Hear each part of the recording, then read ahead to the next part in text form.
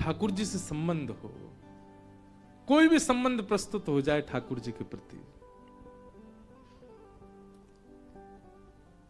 पुत्र मानो, पति मानो, भाई मानो, बंधु मानो, सखा मानो, गुरु मानो,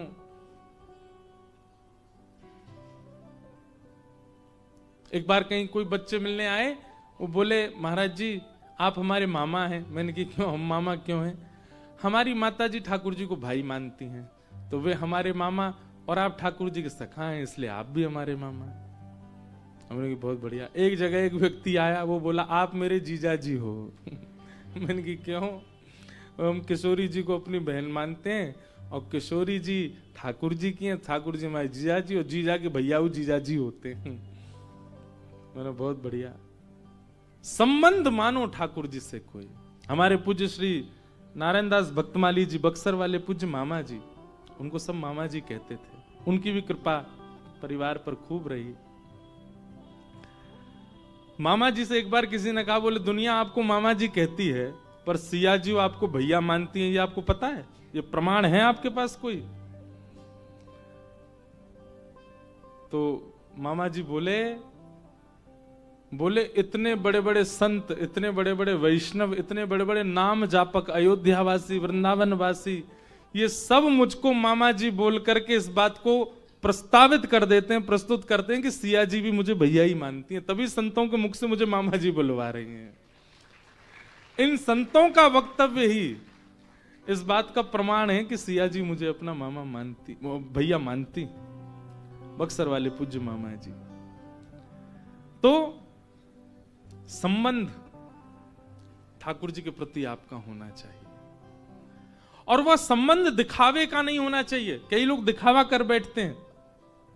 एक जगह मैं कहीं गया था किसी के घर, तो जिनके घर गया वो मुझसे बोले, आओ महाराज जी अपने बड़े बेटा से मिलवाऊं, ये मेरा छोटा बेटा, ये मेरा सबसे छोटा बेटा, ये मेरी छोटी बहू, ये सबसे छोटी बहू, बड़े बेटा से मिलने आपको चलना पड़ेगा, बहुत आलसी हो गया है। मैंने कहा भैया ऐसा कौन सा बेटा? वो ले गए मंदिर में, और ठाकुर जी, ये खड़ा मेरा बड़ा बेटा और मेरी बहू है बगल में। मुझे थोड़ा सा पीड़ा हुई चित्त में। अब उनसे तो बोला नहीं मैं, पर मेरे मन में एक भाव आया कि अगर संबंध है तो प्रदर्शन नहीं होता। जिस संबंध का झंडोरा पीट दिया जाए, प्रदर्शन कर दिया जाए, दिखावा कर दिया जाए, वो प्रदर्शन, फिर वो संबंध शुद्ध नहीं रहता। आप महादेव को जिस दृष्टि से देखते हो अपने तक गोपनीय रखो। जब लगे कि हाँ ये अनुभवी है और इसके सामने हम बता सकते हैं, वहीं कहिए। सब जगह बोलते मत घूमिए, सब जगह बताओ मत, नहीं तो रही मन धागा प्रेम का, मत टोरो चटकाए, टूटे से फिर ना जुड़े गांठ पड़ जाए। तो ये चटका करके तोड़ना एक प्रकार से प्रदर्शन करना प्रेम का, यह भी है। ठाकुर जी से कोई संबंध मानो, ठाकुर जी से एक संबंध आपका हो, और उस संबंध के बाद उसको गोपनीय चित्त में धारण करके रखो, पर संबंध मानो। अच्छा एक और बात, आपके मानने से काम नहीं बनेगा। कथा श्रवण कीजिए, सप्ताह पूरा श्रवण करने के बाद ठाकुर जी से ही नित्य दर्शन कीजिए, और दर्शन करके अपने मन से प्रकट मत कीजिए कि आप मेरे ये हो, नहीं। नित्य दर्शन करते करते करते करते अपने आप ही भाव निर्मित होगा, आपको वह उसी रूप में दिखने लग जाएं। जिस भी भावना से आप देख रहे हो, उस भावना में ठाकुर जी दिखने लग जाएं, तब संबंध प्रस्तावित करो।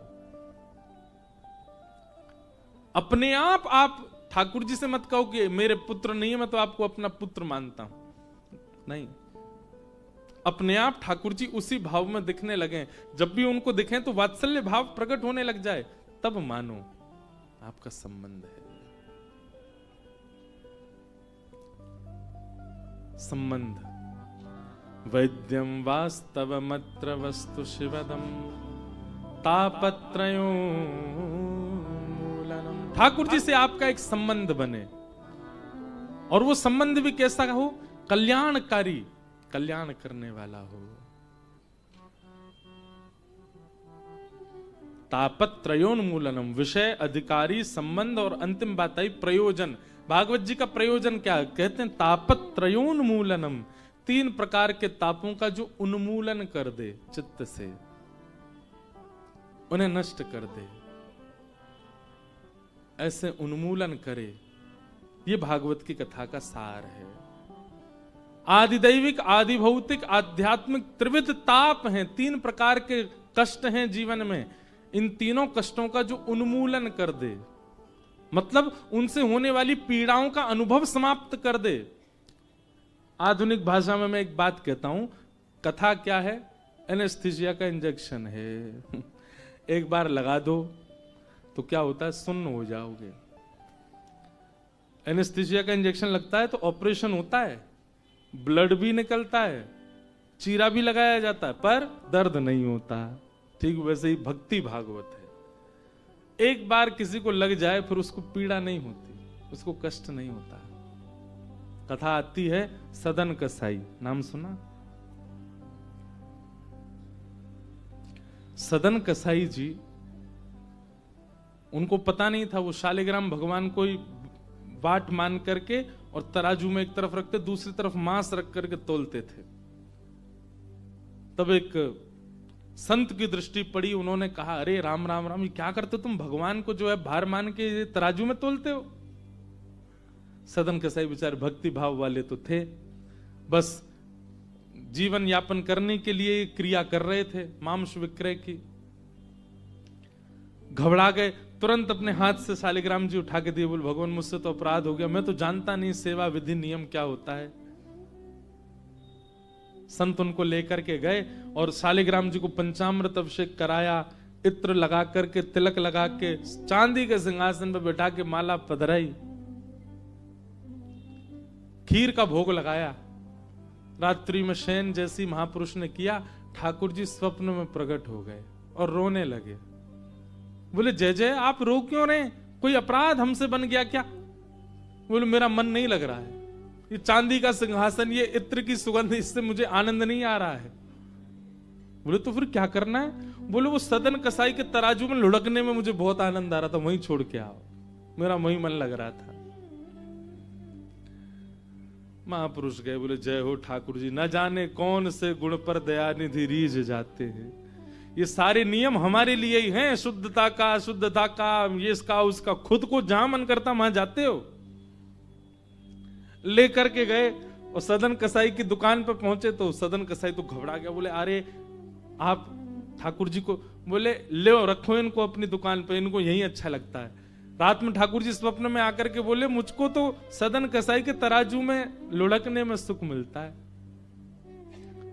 उसी समय सदन कसाई ने सोचा, मैं इतना पापी, मैं इतना पातक व्यक्ति, मैंने क्या नहीं किया?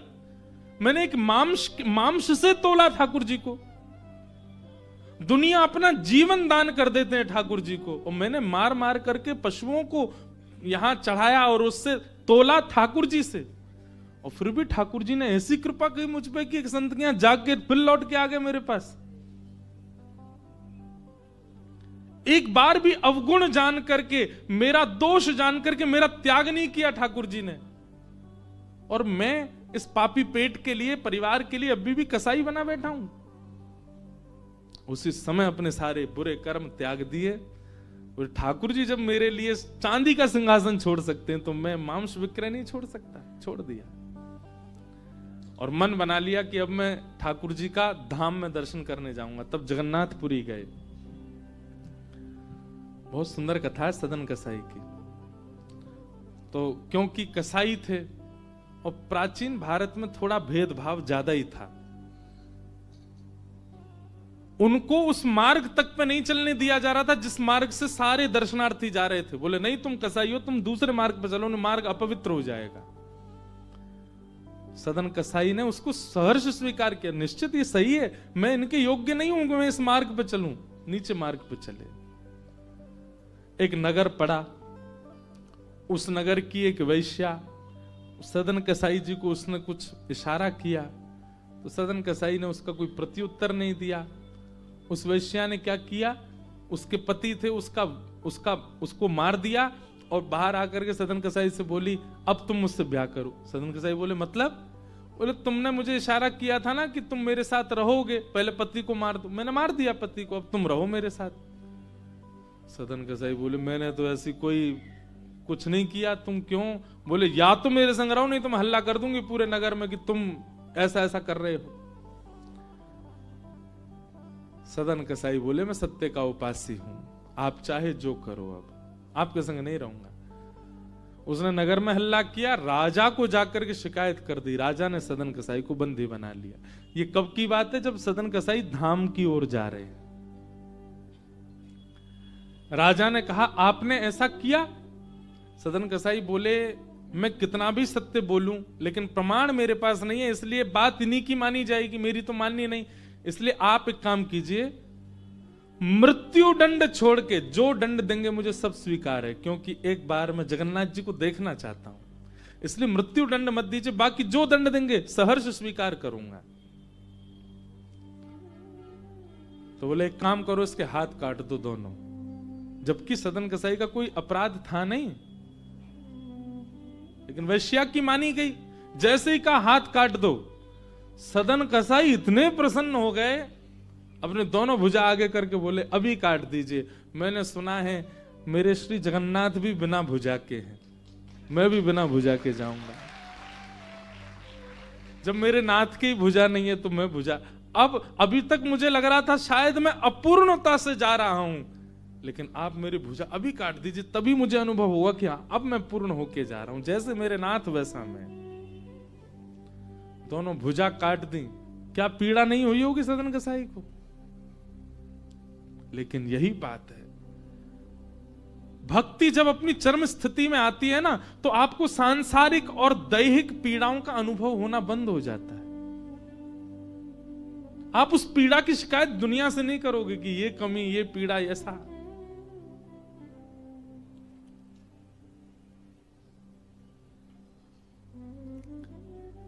सदन कसाई गए। जैसे ही जगन्नाथपुरी पहुंचे, महाप्रभु जगन्नाथ जी अपनी ब्रह्म वेदी पर झूमने लगे और झूमते हुए पुजारियों से बोले, मेरा एक परम वैष्णव भक्त आया है, उसको लाने के लिए पालकी भेजो। और पुजारी भी इतनी जल्दीबाजी में पूछा ही नहीं कि उसका रूप हुलिया कैसा, ये तो बताओ। पालकी लेके दौड़े, हजारों दर्शनार्थी आ रहे जगन्नाथपुरी। पालकी लेकर के पुजारी जन बोले, भैया जगन्नाथ जी ने पालकी भिजवाई है, कोई उनका परम वैष्णव भक्त आया है, कृपा करके वो पालकी में बैठ जाए। अब ये बात कही तो महाराज पालकी में बैठने वालों की भीड़ लग गई वहां पे। सब अपने गिनाने लगे, बोले हम 2 लाख नाम जप रोज करते हैं, हमसे बड़ा वैष्णव कोई नहीं होगा। कोई कहने लगा, हमने इतनी साधना करी है, इतना व्रत किया है, इतना नियम किया है।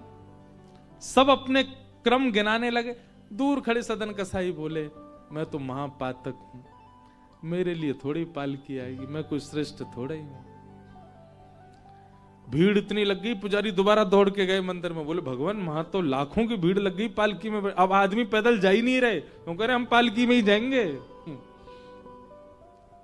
आप बताइए तो कौन सा है वैष्णव?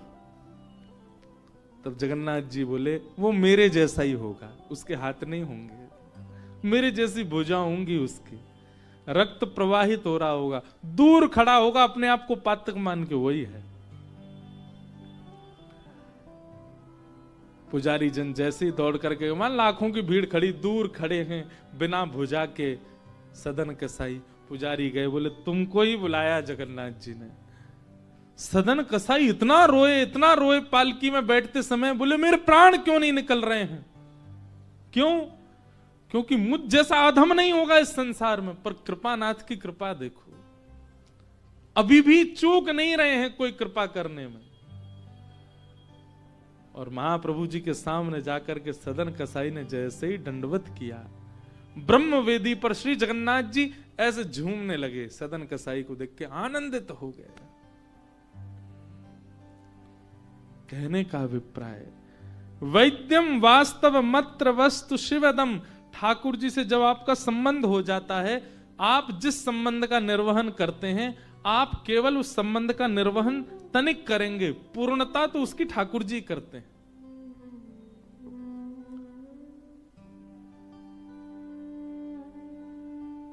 और फिर मिलने वाली जितनी भी सांसारिक पीड़ाएं हैं, उन पीड़ाओं का अनुभव नहीं होता। आप शून्य जैसे हो जाओगे। भोजन मिले तो अच्छा, ना मिले तो भी अच्छा, व्यवस्था मिले तो अच्छा, ना मिले तो भी अच्छा। एक चीज हम अपने अनुभव की बता रहे हैं। हमें 9 वर्ष हो गए कथा करते हुए, 18 वर्ष की आयु से कथा कर रहे हैं, पर इन 8-9 वर्षों में एक बहुत आपके अंदर विश्वास जगे। केवल इसलिए बात कह रहे हैं, अपनी प्रशंसा में नहीं। प्रारंभिक काल की कथाओं की स्थिति में व्यवस्था पर ध्यान जाता था। हम कहीं जाएं तो हमको व्यवस्था ठीक मिले, घर में पले बड़े अच्छे घर में रहे, हम जहां भी जाएं हमको अच्छा ही मिले। जरा भी अच्छा व्यवस्था का कोई क्रम ऐसा होता था तो माँ को फोन करके बहुत रोता था मैं, कि मैं क्या बताऊं, यहाँ गीजर ही नहीं है, ठंडे पानी से नहाना पड़ रहा है। पहले तो रसोईया जी भी नहीं रहते थे साथ में, तो बेचारे जो बना देते वो पाना पड़ता था। बहुत कुछ देखा, मतलब इतना नहीं, सब कथा वक्ताओं ने बहुत कुछ देखा, पर हम अपनी स्थिति बता रहे हैं। पर ज्यों-ज्यों कथा क्रम में आगे आते गए, अब ये स्थिति है, बहु व्यवस्था से बहुत प्रसन्नता भी नहीं और सूक्ष्म व्यवस्था से परेशानी भी नहीं। अपने आप ये अनुभव कथा करते करते होने लगा। काशी में आप लोग इतना सब कुछ कर रहे हैं, इतनी व्यवस्था कर रहे हैं, अब अगली कथा में हमको कुछ ना मिले तो उससे हमको दुखी नहीं होंगे, प्रसन्नता ही है। सब जगह सम बुद्धि सम चित्त, यह जब तक आपका नहीं होगा, आप अपने आप को भजनानंदी मत कहिए, आप अपने आप को भक्ति पथिक मत कहिए कि आप व्यवस्थाओं पर दृष्टि डालते हैं। हर स्थिति में सम का भाव आपके चित्त में आवे तो ही मानिए कि आप तापत्रयोन्मूलनम, आप भक्ति पथिक हो, वैष्णव हो।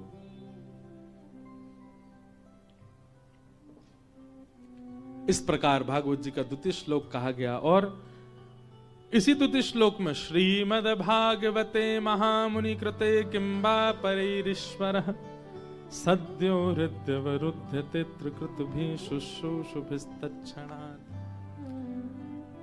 भागवत जी में तो कहते हैं कि जैसे ही आपको पता चला कि काशी में कथा होने वाली है और आपने उसी समय मन बनाया कि मैं कथा सुनने जाऊंगा, जैसे ही आपने मन बनाया मैं कथा सुनने जाऊंगा, उसी क्षण श्री राधा रमण चित्त में आ गए।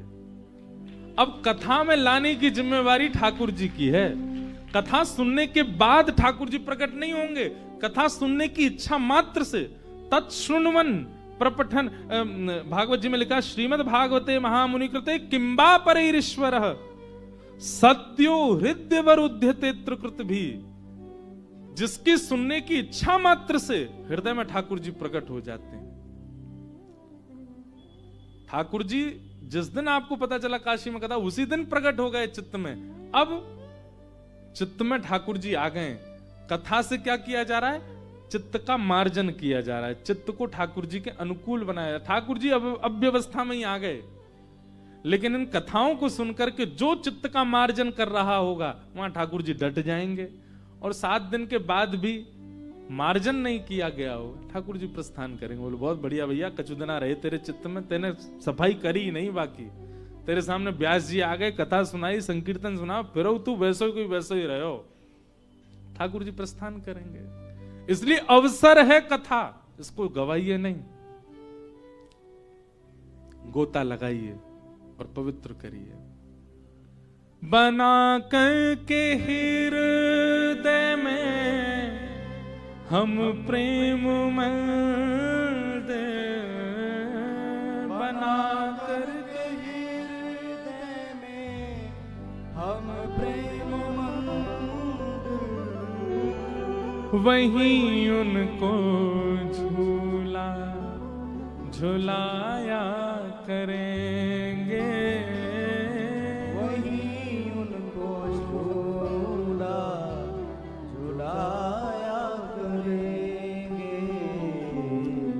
कन्हैया कन्हैया पुकारा करेंगे, लताओं में ब्रज की गुजारा करेंगे, कन्हैया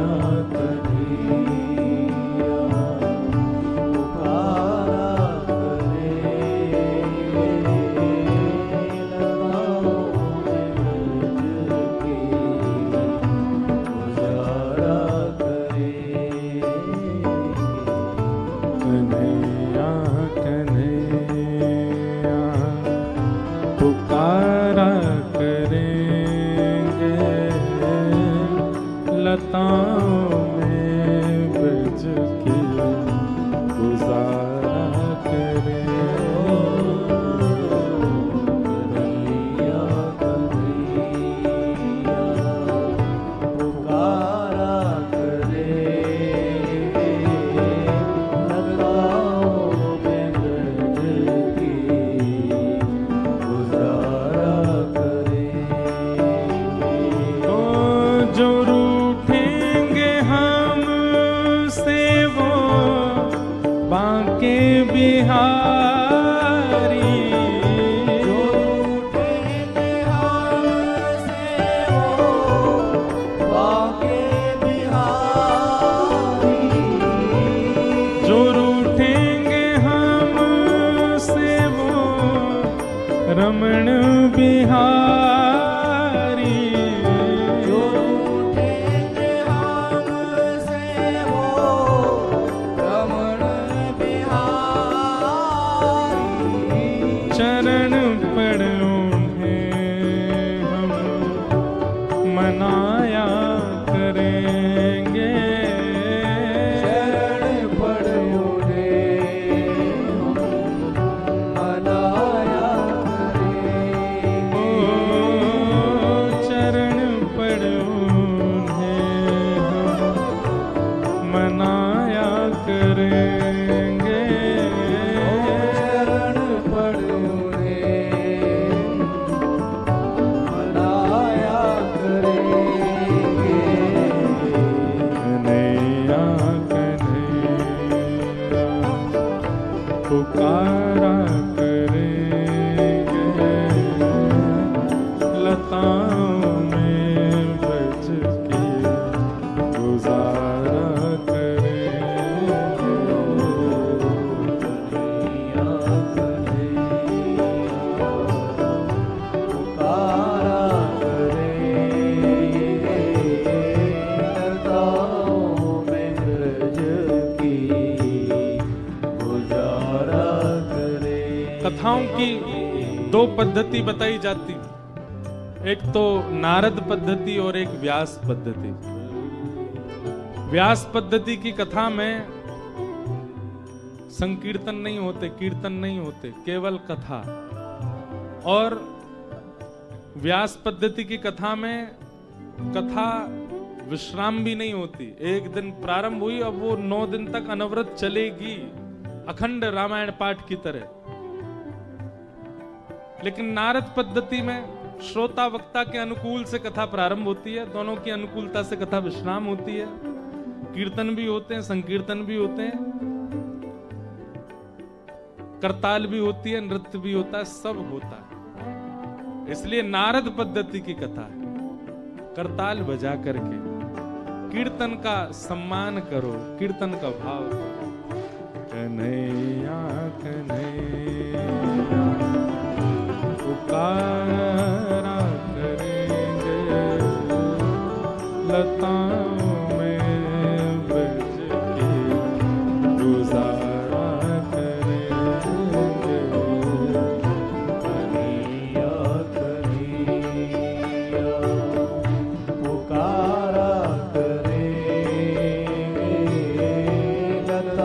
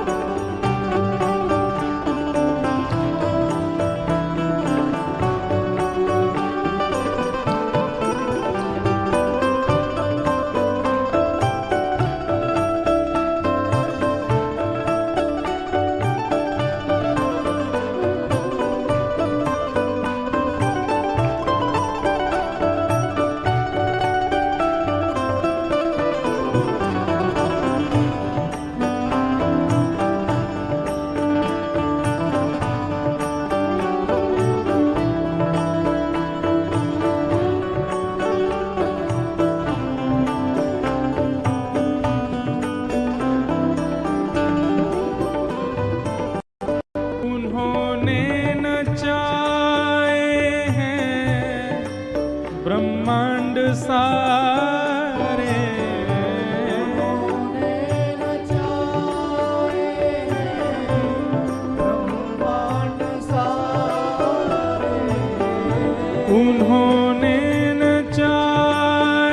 हैं ब्रह्मांड सारे। उन्होंने नचाए हैं ब्रह्मांड सारे। मगर अब उन्हें हम नचाया करेंगे।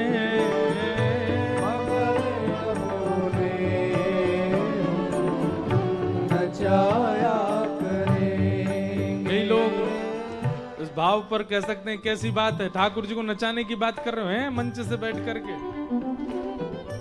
हम नहीं कह रहे, रसखान कह रहे हैं। ताही अहीर की छोहरिया छचिया बरी छाछ पे नाच नचायो। त्रिलोकीनाथ जगन्नाथ पति को ब्रज की गोपियां क्या करती हैं? जैसे ही ठाकुर जी यशोदा मैया के साथ यमुना तट पे जाते हैं, छोटे से नन्हे से गोपाल जी, तो गोपियां अपने घर की खिड़की में खड़ी हो जाती हैं और हाथ में मक्खन लेकर के ऐसे मक्खन वाला हाथ बाहर निकालती हैं। दूर से मैया को पल्लू पकड़ करके चले आ रहे ठाकुर जी की जैसी दृष्टि पड़ती है, सो ठाकुर जी मक्खन देख के मुंह गीला हो जाता है। गोपी कहें लाला आजा, सो मैया का पल्लू छोड़ देते हैं, गोपी के भवन में घुस गए। गोपी ने भीतर से किवाड़ लगाई, चटकनी लगाई, ठाकुर जी को बैठा लिया। लाला मक्खन खाएगो? हाँ खाऊंगो। ऐसे नहीं मिलेगा, पहले बंदर की तरह करके दिखा। वही परब्रह्म बंदर की तरह करते हैं। अच्छा लाला नेक मेरे हृदय से लग जा। सो ठाकुर जी हृदय से लग जाते हैं। अब खवा दे गोपी मक्खन, नहीं नेक नाच के दिखा। रसखान इस दृष्टि को देख करके कहते हैं ताही अहीर की छोहरिया छचिया भरी छाछ पर नाच नचायो। जिस त्रिलोकीनाथ की भ्रगुटी टेढ़ी होने पर त्रिभुवन नृत्य करता है, वो माखन के लोभ में नृत्य कर रहा है इन इन इन ब्रजवासियों के सामने।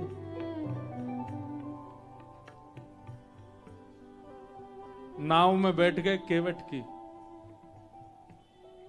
राम जी बोले पल्ली पार लगाओ, केवट बोला हाँ चलो।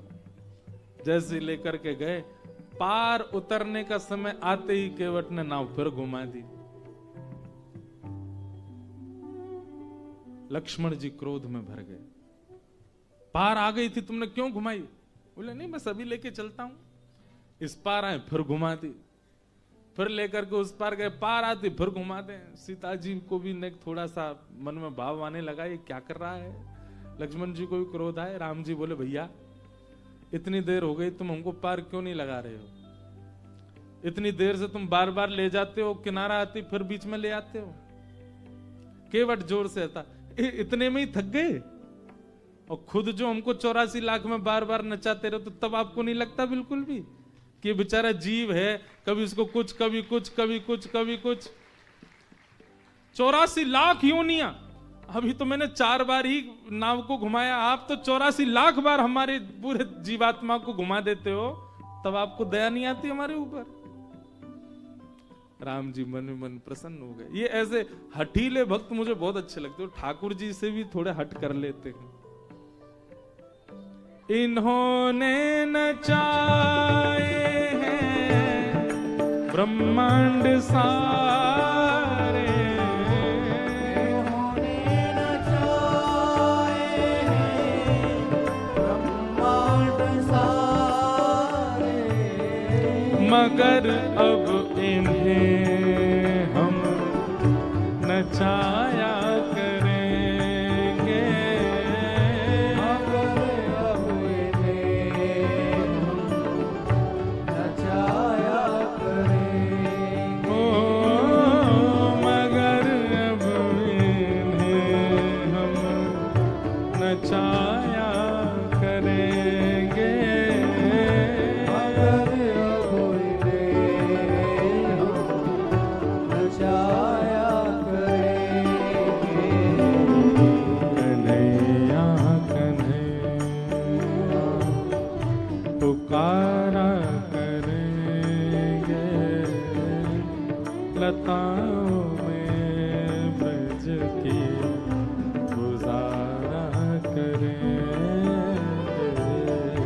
कन्हैया कन्हैया पुकारा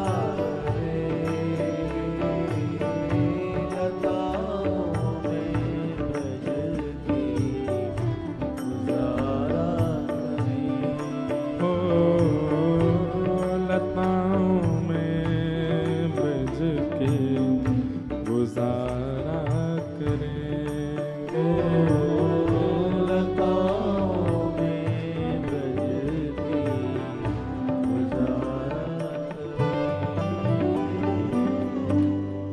श्रीमद्भागवते महामुनिकृते किंबा परैरीश्वरः सद्यो हृदयवरुध्यते त्रिकृतभिः शुश्रूषुभिस्तत्क्षणात्। जिनकी सुनने की इच्छा मात्र से हरिश्चित्तम समाचरेत। कथा सुनने के बाद क्या होगा ये तो अभी कहा ही नहीं गया है, केवल सुनने की इच्छा मात्र से हरि आ जाते हैं चित्त में। ऐसी भागवत की कथा। इस प्रकार ये 3 श्लोकों में मंगलाचरण किया गया भागवत जी का, उनको हम प्रणाम करते हैं। नैमिषारण्य क्षेत्र में 88,000 सौनकादि ऋषि बैठे हैं और इन सौनकादि ऋषियों ने सूत जी से 6 प्रश्न किए। इन्हीं 6 प्रश्नों में आगे की कथा है। कौन कौन से प्रश्न, ध्यान पूर्वक सुनो। किम श्रेय शास्त्र सारः का स्ववतार प्रयोजनम, किम कर्म के अवतारश्च धर्मः कम शरणं गतः। ये 6 प्रश्न हैं। सबसे पहला प्रश्न क्या है? किम श्रेय, ठाकुर जी के अवतार का श्रेय किसको जाता है? किसके लिए आते हैं ठाकुर जी? राम जी किसके लिए आए हैं? श्री कृष्ण किसके लिए आए हैं? महादेव किसके लिए आए हैं? परशुराम किसके लिए आए हैं? बराह किसके लिए आए हैं? ये भगवान के अवतार का श्रेय किसको जाता है? किसके लिए आए हैं? किम श्रेय, पहला प्रश्न। दूसरा प्रश्न, शास्त्र सारः क। हमारे हिंदू वैदिक सनातन धर्म में इतने शास्त्र हैं, इनका सार क्या है? तीसरा प्रश्न, स्व अवतार प्रयोजनम। ठाकुर जी के स्व अवतार का प्रयोजन, मूल प्रयोजन क्या है? कारण क्या है? चौथा प्रश्न, किम कर्म, भगवान का कर्म क्या है? ठाकुर जी कर्म बंधन में नहीं होते, पर पृथ्वी पर आते हैं तब तो कुछ करते ही हैं। ठाकुर जी के कर्म का विधान क्या है? कर्म का नियम क्या है? पांचवा प्रश्न, के अवतारश्च, अवतार कितने हैं ठाकुर जी के? और अंतिम प्रश्न, धर्मः कम शरणं गतः। ठाकुर जी आए, धर्म संस्थापनार्थाय संभवामि युगे युगे। ठाकुर जी धर्म स्थापित करके चले गए, तो भगवान के जाने के बाद धर्म की रक्षा का दायित्व किसका है? धर्मः कम शरणं गतः। ये 6 प्रश्न हैं। कृपा करके इनका उत्तर हमको दीजिए।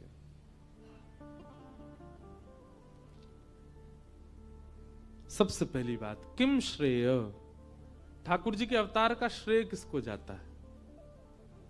इसका उत्तर भगवान ने कुंती माता के प्रसंग में दिया है, जब कुंती भगवान की स्तुति गाती है।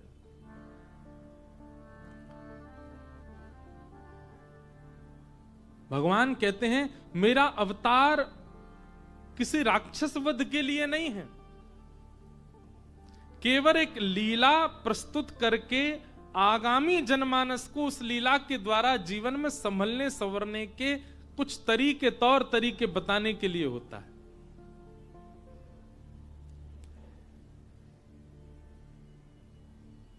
जैसे गर्म वस्तु की ओर अभी जैसे बालक यहां नीचे खेल रहे हैं, हमको दिख रहे हैं, ये कुछ ऐसा करने के लिए जाएं जिससे इनको हानि है, पर उसको तो पता नहीं। तो कई बार माता पिता क्या करते हैं, जैसे गर्म चीज की ओर बालक जाए बार बार जाए ना माने तो माँ क्या करती है, उस गर्म वस्तु की ओर खुद जाती है और बालक को देखो देखो और छू के फिर करती है, ताता ताता लग गई। तो बालक को पता चल जाता है कि इधर ताता है, इधर हमको जाना नहीं है। और फिर कोई और भी जाता है ना तो बालक उसको बोलता है, नहीं ताता, दूसरों को भी रोक देता है, यहां मत जाओ। ठीक वैसे ही ये संसार हम मानवों को ऐसा प्रतीत होता है कि यहां सब चीज हमारे लिए है। ठाकुर जी हमसे पहले आकर के लीला करके हमारे लिए कई नियम बताए जाते हैं। ये संसार सब लगेगा अपना सा, पर यहां भाई के प्रति, पत्नी के प्रति, पिता के प्रति, मां के प्रति, शत्रु के प्रति संबंध कैसे हो, नियम कैसा हो, व्यवहार कैसा हो, इसलिए ठाकुर जी स्वयं लीला करके जाते। उनको लीला की आवश्यकता नहीं, पर वो करते हैं ताकि हम सावधान हों। कितनी प्रसंगों से प्रस्तुतिकरण ही होता है। कथा तो सबको पता है, कथा क्रम मानस जी सबको याद हैं, भागवत जी के कई प्रसंग सबको याद हैं, पर उन प्रसंगों से हर बार कुछ न्यूतन, कुछ नया सीखने को मिलता है। इसीलिए तो लीला की है ठाकुर जी ने। सती चरित्र का प्रसंग जब सुनते हैं तो वहां महादेव ने सती का त्याग किया। क्यों किया सबको पता है, कथानक सबको पता है। प्रभु श्री राम की परीक्षा लेने के लिए गई, वो भी सीता जी का रूप धारण करके गई, पर तीसरी गलती क्या कर दी, झूठ और बोल दिया। करहि प्रणाम तुम्हारी नाइन, आपकी तरफ से और पास से जाके प्रणाम किया मैंने। तो इन सब के पीछे कारण क्या था? याज्ञवल्क मुनि के यहां से कथा सुनकर के निकले महादेव, और कथा सुन के निकले हैं, थोड़ी देर बाद ही वही राम जी दर्शन दे रहे हैं। महादेव उनको भाव से देख रहे हैं और सती उनके प्रति प्रश्न चिन्ह उठा रही हैं। ये परमात्मा कैसे हो सकते हैं, ये इस प्रकार विरह में कैसे आ सकते हैं? ये अपराध सती जी के जीवन में ये उनकी दृष्टि में क्यों बना, जबकि वो तो कथा सुन के आई थी? क्योंकि कहीं ना कहीं वक्ता के प्रति जो समर्पित सम्मान होना चाहिए था वो सती जी का नहीं हुआ था। याज्ञवल्क जी ने जब पूजन आदि किया महादेव और सती का, तो सती जी को लगा हम इनसे कथा सुनने आई हैं, जो उल्टा हमको ही प्रणाम कर रहे हैं, ये हमको क्या कथा सुनाएंगे। और इसी भाव के कारण ये सारे अपराध बनते चले गए। वक्ता के प्रति समर्पण। हम तो एक बात कहते हैं, 3 घंटा बाद जब हम कथा करके उतरे ना, हमको मित्र ही मानो, हमको सखा ही मानो, हमको भाई मानो, हमको बंधु मानो, हमारी एक बात मत मानो। पर जब यहां व्यास मंच पे बैठ जाएं, उसके बाद जब तक बैठे हैं तब तक जो जो कह रहे हैं सबको ध्यानपूर्वक सुन लो, क्योंकि ये मैं अपनी सत्ता से नहीं बोल रहा हूं, ये व्यास मंच की ऊर्जा ही बोलती है, और ये आपके लिए, आपके अनुकूलता के लिए बोलती है। कई बातों पर आपका शायद मन भी ना लगे कि ये विषय कोई इतना हमारे लिए रोचक नहीं, पर इन हजारों में किसी के लिए वो वक्ता की वाणी से व्यास मंच ही निकलवाता है। ये मैंने अनुभव किया। वक्ता सोच समझ के नहीं बोलता, श्रोता की जिज्ञासा व्यास मंच अपने आप बुलवाता है वक्ता से। और उसके प्रति समर्पण ना हो तो वही अपराध बनेंगे जो सती जी से बने। सबसे पहला अपराध, हरि सन्मुख होते हुए भी हरि को पहचान नहीं पाओगे, पहला अपराध। दूसरा अपराध, हरि की परीक्षा लेने में, हरि को परखने में, तार्किक रूप धारण करने में आपको विलंब नहीं होगा। ऐसा कैसे हो सकता है, ये कैसे हो सकता है? ये प्रश्न चिन्ह आपके चित्त में कथा सुनने के बाद भी तार्किक प्रश्न प्रकट हो रहे हैं, इसका मतलब वक्ता के प्रति आपका समर्पण नहीं था, इसलिए आप तर्क बुद्धि से परब्रह्म को देख रहे हो। तो पहला अपराध क्या बनेगा? हरि सन्मुख होते हुए भी भाव नहीं जगेगा। दूसरा, तार्किक प्रश्न चित्त में प्रकट होने लगेंगे। और तीसरा, असत्य संभाषण। झूठ बोलने में, गुरु सन्मुख जाकर के भी आपको लज्जा नहीं होगी, झूठ बोलने में भी आपको भयभीतता नहीं होगी, आप बोल दोगे। अब ये तो एक बात हमने बताई, अब आती है लीला की बात। सती जी ने ये सब क्यों किया? वो पराम्बा है, वो जगदम्बा है। हमारे द्वारा अपराध बने, हम तो मानव हैं, पराम्बा के द्वारा अपराध नहीं। ठीक वैसे ही जैसे मां गर्म वस्तु को स्पर्श करके हमको संकेत करती है कि ये गर्म है, ऐसा नहीं करना, ऐसी सती जी ने ये नियम, ये लीला करके समस्त श्रोता जगत को सावधान किया।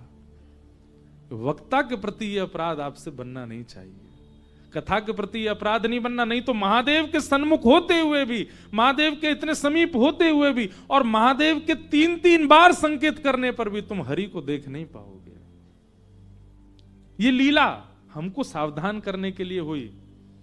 और इसका प्रसंग आता है कि जब महादेव ने सती जी का त्याग करने का संकल्प लिया तो आकाशवाणी हुई, और आकाशवाणी में देवता भूरी भूरी प्रशंसा करने लगे, महादेव आपके इस संकल्प की हम प्रशंसा करते हैं। तब सती कहती हैं, आपने ऐसा कौन सा संकल्प किया जिसकी इतनी प्रशंसा हो रही है? महादेव बोले, कुछ नहीं किया। क्या था? त्याग किया सती का।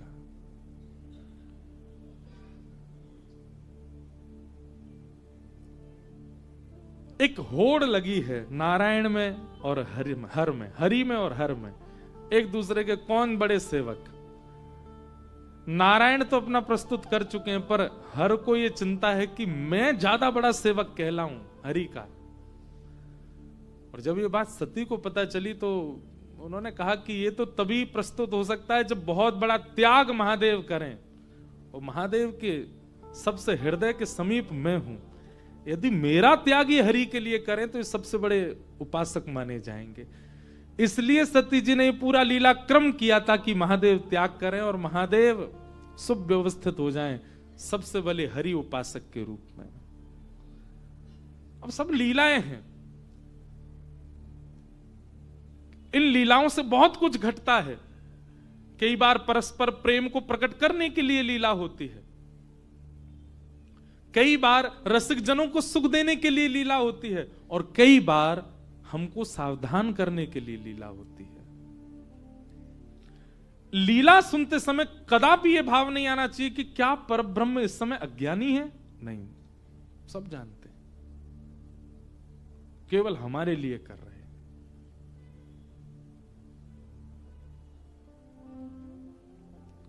अब ये तो थी सावधान करने वाली लीला, ये तो थी महादेव को प्रसन्न करने वाली लीला। अब रसिक जनों के लिए भी ठाकुर जी लीला करते हैं। कैसी लीला कर रहे हैं? सूरदास जी वर्णन करते हैं, बहुत सुंदर लीला है।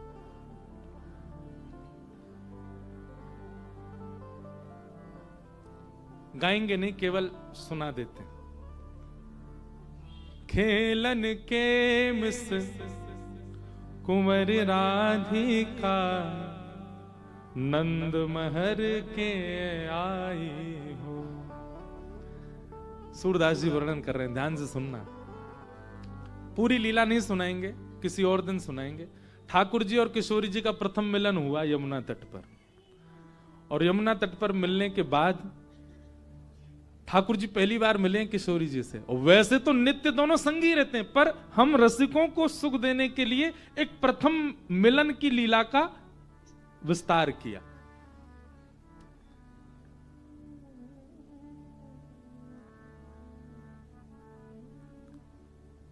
बूझत श्याम कौन तू गोरी, बूझत श्याम कौन तू गोरी।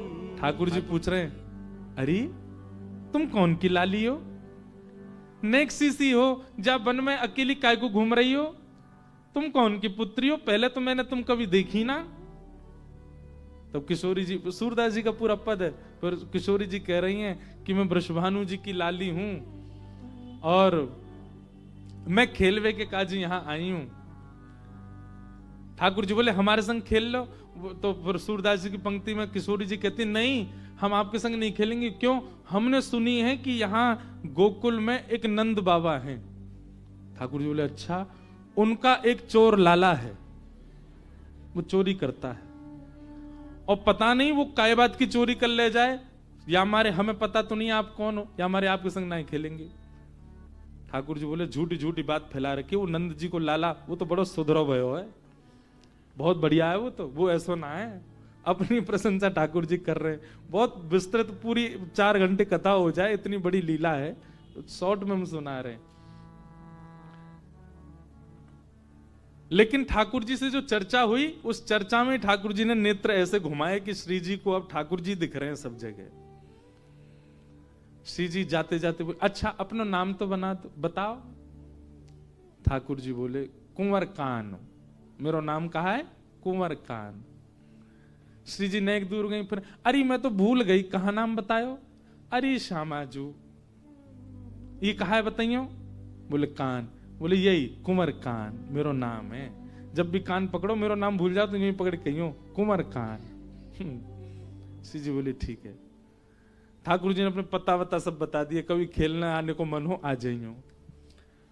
तब सूरदास जी एक पंक्ति का वर्णन कर रहे हैं, खेलन के मिस कुंवर राधिका नंद महर में आई हो। किशोरी जी खेलने आई हैं।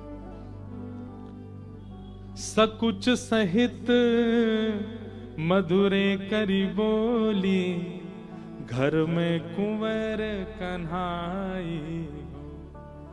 ठाकुर जी द्वार पर आ गई हैं किशोरी जी, और द्वार पर आकर के संकोच में छोटी सी श्यामा जो पूछ रही है, अरे कुंवर कन्हैया, कुंवर कान, ये कुंवर कन्हैया कोई घर है, वो यहां है कि नहीं है? आहा, सुनत श्याम कोकिल समबानी, सुनत श्याम कोकिल समबानी, निकसे अति अतुराई हो, निकसे अति अतुराई हो। जैसी सुनी शब्द सुनकर के महाराज अतुराई मतलब स्थिति को संभाले भी नहीं। जैसे कोई घर में मेहमान आ जाए, हम बाल बाल ठीक करते हैं, मुंह ठीक कर, ऐसे नहीं, जा स्थिति में वही में ही भागे ठाकुर जी मिलने के लिए। और क्या कह रहे हैं सूरदास जी, माता सो कछु करत कलह है। ठाकुर जी जब श्री जी आई हैं द्वार पे, उस समय मैया से लड़ रहे थे, यशोदा मैया थे। काय बात पे लड़ रहे? बोले मैया अब मेरी उम्र है गई है, मेरा ब्याह कराए दो। मैया बोली कितने साल को है तू? मैया 3.5 वर्ष को है, अब का बुढ़ापे में करूंगा ब्याह, अब मैया करा दे मेरा ब्याह। मैया बोली लाला तू इतना बड़ा हो? हाँ मैया देख, कछु महीना पहले तक मुंह पे चलवो ना आ तो अब चलन लगो, बोलनो ना आ तो बोलन लगो, खान लगो, नहान लगो। अब मैया मैं पूर्ण योग्य है गया हूं, अब मेरा ब्याह कराए दे। या बात पे लड़ रहे मैया थे। वही समय किशोरी जी आ गए।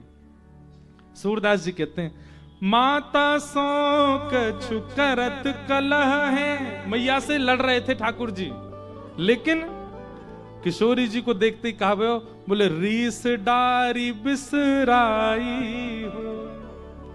श्री जी को देखते ही सबरे अपने क्रोध विरोध भूल गए, ऐसे मीठे बन गए जैसे गुस्सा कर वो जाने ही नहीं है। आहा, इतने में यशोदा मैया आई। ठाकुर जी मूढ़ा लेके, मूढ़ा समझते हैं, एक छोटा होता बैठने का मूढ़ा। ठाकुर जी तुरंत मूढ़ा लेके आ, मैया ले बैठ जा। मैया बोली अब ही तुम तो इतना लड़ रहे हो, अब इतना सेवक बन गो मेरो। कौन है जी छोरी हैं प्यारी सी खड़ी का सामने? ठाकुर जी कह रहे हैं, मैयारी तू इनको चिन्हत बारंबार बताई हूं। यशोदा मैया पूछ तो किशोरी जी से नहीं है, लाली तू कौन है? मैया पूछ किशोरी जी से रही है, उत्तर ठाकुर जी दे रहे हैं। मैया कह रही लाली तू कौन? मैया जी बृषभानु जी की लाली है। कौन से गांव में रे? ठाकुर जी मैया जी बरसाने में रे वे। तू कितने बरस की है? मैया मुझे 1 साल ही बड़ी है। तू चुप रह जाएगा नेक देर, तू क्यों बोल रहा हो? मैं बात पूछ रही हूं। ठाकुर जी अपने आप ही उत्तर दे रहे हैं। अब ये लीला ये किसी को सिखाने के लिए नहीं है, ये रसिकों को सुख देने के लिए। हमारे ब्रज के रसिक जन, अरे रसिकन की छोड़ो, महादेव वो इन्हीं लीलाओं में ही डूबे रहते हैं। श्यामा श्याम पर ब्रह्म होने के बाद भी ऐसे समत्व भाव में आके लीला कर रहे हैं। मैया बोली यहां पे आ, बहुत देर रह गई तो, इतनी देर तक यही को तो कैसे मिली जी, तो कहां को मिली बताइयो ने। तब ठाकुर जी कह रहे हैं, जमुना तीर के लही में भूल्यो, बाह पकड़ ले आई हो। जय हो। ठाकुर जी क्या कह रहे हैं, भैया कल जमुना के तट पे खेलते खेलते मैं नंद भवन को रास्ता भूल गो, तब मेरो हाथ पकड़ के जय मुंह को लेके आई कि जय आपको घर, यहाँ है नंद भवन। अब मैया परोपकार करने वाले के प्रति तो सदा न्योछावर रहना चाहिए। कल अगर जे मुंह को लेके नहीं आती मैया, जन कहां खो गए हो तो, कौन बाबा जी मुंह को झोली में डाल के ले गए हो तो, मैया तू बिना बेटा की है जाती। इन्हीं की कृपा से कल मैं घर आयो मैया।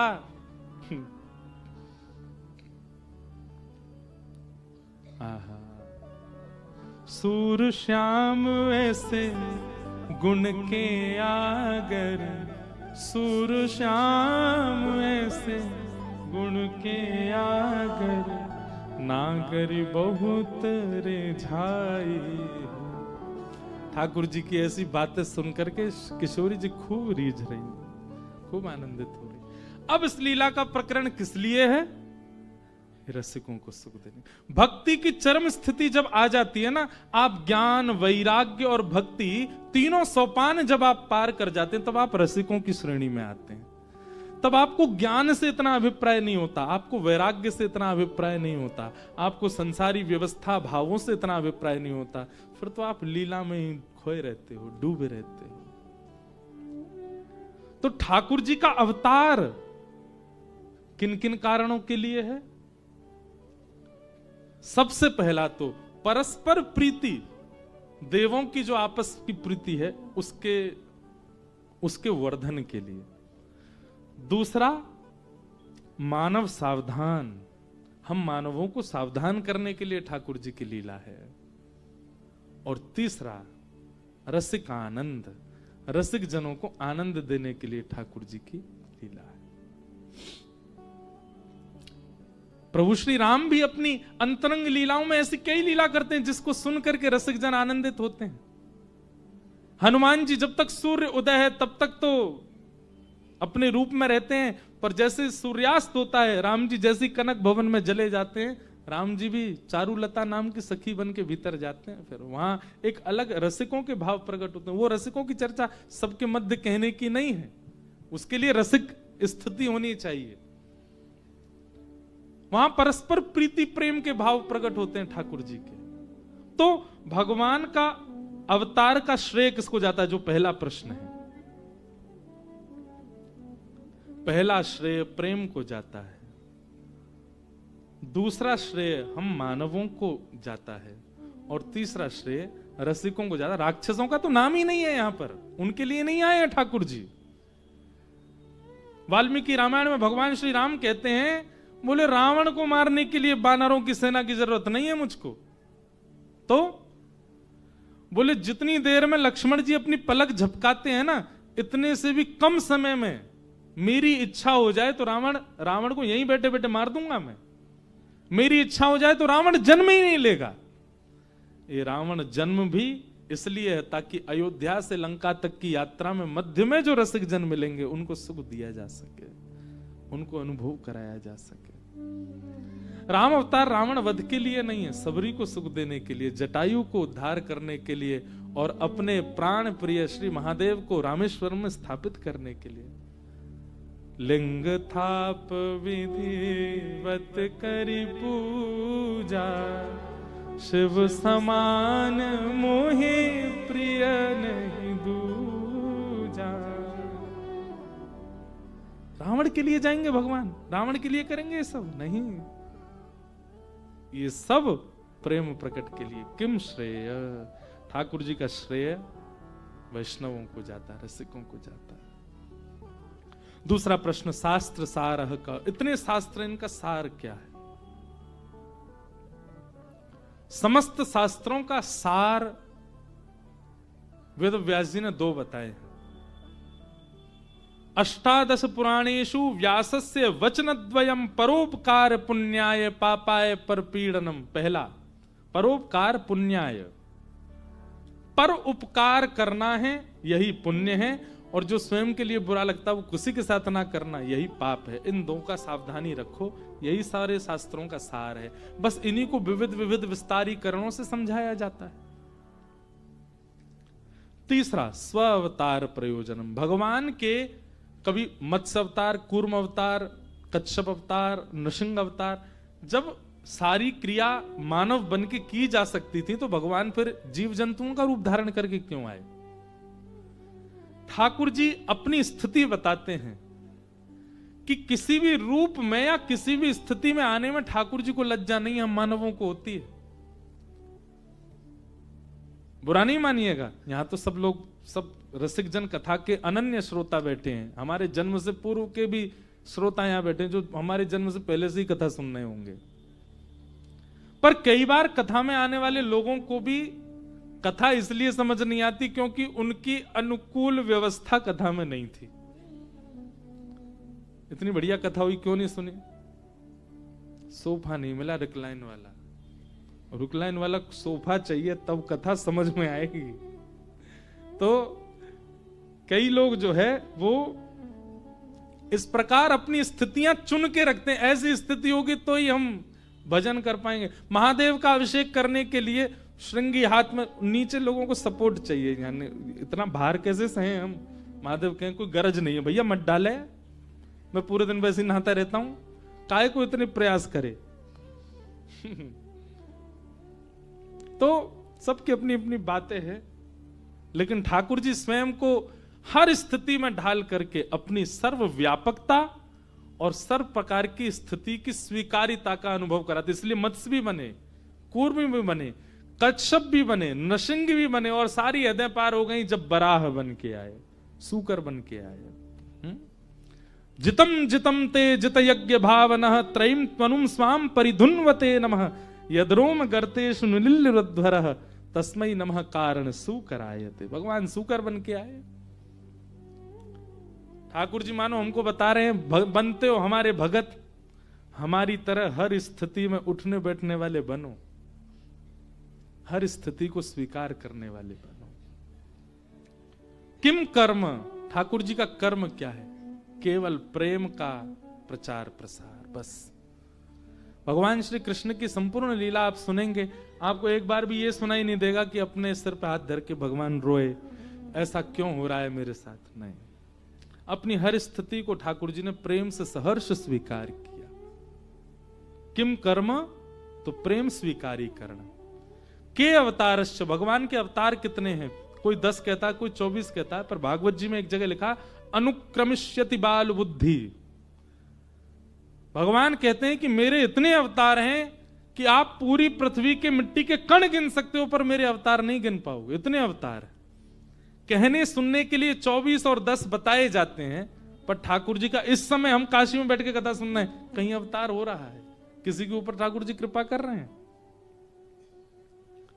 अनेक अवतार, कोई गिनती नहीं है उनकी। धर्म, इसलिए जो समझ में आ जाए, जो सन्मुख आ जाए, उस अवतार को सुन लीजिए। इसके विवाद में मत रहो, कितने अनेक। और अंतिम प्रश्न किया, धर्म कम शरणम गतः। भगवान धर्म स्थापित करके चले गए, भगवान के जाने के बाद धर्म किसकी शरण में गया?